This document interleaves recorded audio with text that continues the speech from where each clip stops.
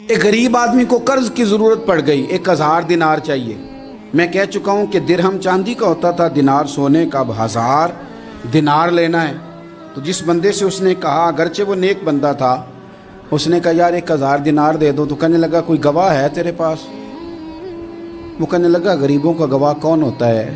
ہاں ایک گواہ ہے۔ کہا کون؟ کہا میرا رب، وہ تیرے اور میرے بیچ گواہ ہے۔ اس نے کہا کوئی کفیل، اگر تو پیسے نہ دے سکے تو وہ بعد میں دے دے، یا تجھے کچھ ہو جائے تو وہ دے دے۔ اس نے کہا کفیل بھی میرا اللہ ہی ہے، میرے پاس اگر ہے تو رب کریم کا نام ہے، اگر اعتماد کر سکتا ہے تو کر لے۔ بندہ نیک تھا، اس نے کہا رب کے نام پہ، رب کی کفالت پہ، اللہ کو گواہ بنا کے میں تیار ہوں تجھے 1000 دینے کو۔ اس نے 1000 دینار دے دیا۔ وقت واپسی کا طے ہو گیا، وہ چلا گیا پیسے لے کے۔ اس نے پوری محنت کی کہ میں نے وقت پہ پیسے لوٹانے، پوری محنت بھی کر لی، اللہ نے مدد بھی کر دی، پیسے بھی اس تاریخ کو اسے مل گئے۔ بعض لوگوں کا تو لوٹانے کا دل ہی نہیں نہ ہوتا۔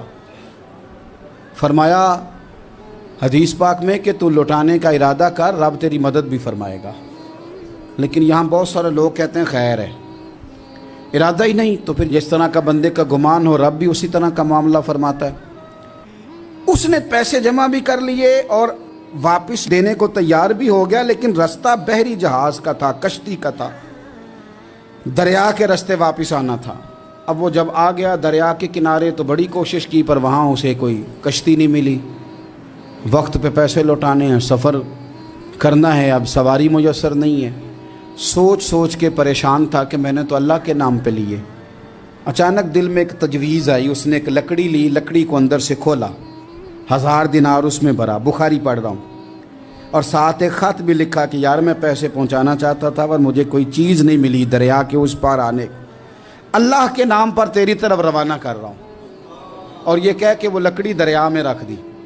وہ لکڑی ڈوب گئی ہے، واپس آ گیا۔ وہ جس نے پیسے لینے تھے وہ عین مقررہ وقت پر دریا کنارے آیا۔ صبح سے سرے شام تک اس نے انتظار کیا۔ دل ڈھلنے لگا تو دل میں خیال آ گیا کہ یار نہیں، اس نے دینے ہی نہیں، جھوٹا وعدہ کر گیا، پہنچا ہی نہیں وقت پہ۔ اب جب واپس لوٹنے لگا تو اچانک دریا میں ایک لکڑی تیرتی ہوئی دکھائی دی۔ کہنے لگا لے جاتا ہوں، شام کو روٹیاں پکانے کے کام آئے گی، ایندھن بنا کے جلا لوں گا، ہنڈیا پک جائے گی۔ لکڑی اٹھا کے جلانے کے لیے گھر لایا، گمان تھا کہ وہ نہیں آیا وعدہ کر کے، اللہ کو کفیل اور وکیل بنا کے اور گواہ بنا کے پھر بھی نہیں آیا۔ لکڑی لے کے گھر گیا، بخاری ہے، اور جب اس کو چیرا نہ کہ میں اس کی آگ جلاؤں گا، کھولا تو اندر سے 1000 دینار بھی نکل آیا، خط بھی نکل آیا۔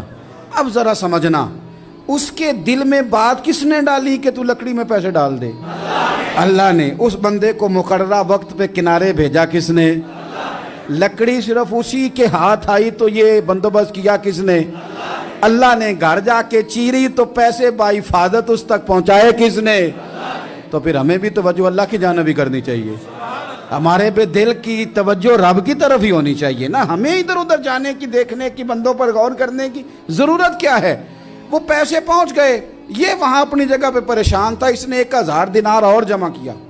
پھر دوبارہ ایک دن دریا کنارے آیا، کشتی مل گئی، بیٹھ کے اپنے اس بھائی کے پاس آیا، کہنے لگا دیکھنا مجھ پر بدگمان نہ ہونا، پیسے اس تاریخ کو بھی جمع کر لیے تھے، دریا پہ آیا تھا پر کشتی نہیں ملی تھی، پھر میں نے نا لکڑی میں ڈال کے خط ڈال کے تیری طرف بھیج بھی دیے تھے، لیکن آج میں پھر لے کے آ گیا ہوں۔ وہ کہنے لگا خوش ہو جا، جس رب کو تو نے میرا اور اپنا گواہ بنایا تھا اس رب نے میرے تک پہنچا بھی دیے ہیں۔